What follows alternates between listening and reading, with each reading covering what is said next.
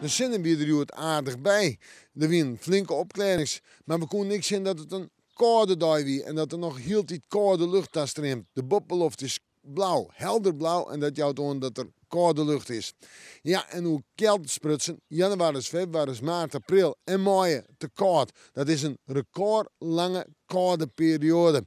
En dat komt door blokkades van hege drukgebieden. En we binnen er nog net van nou alleen nog het wikse volgen waar ik net, want het is wieter worden in mei.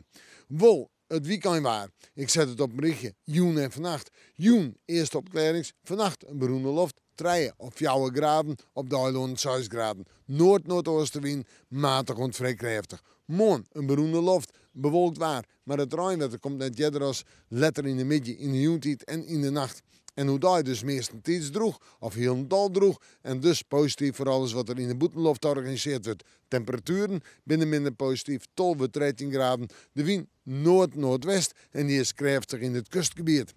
Ik zei het al, in de joentijd in de nacht regenwetter, maar kon ze op een hudde wind in het watergebied. En was koking voor de wettersport. En snijn, eerst rein, in de rim van de maandtijd, in de middag het droge waar. En de temperaturen zijn alweer 12 graden. En de wind noordwest, matig en krachtig.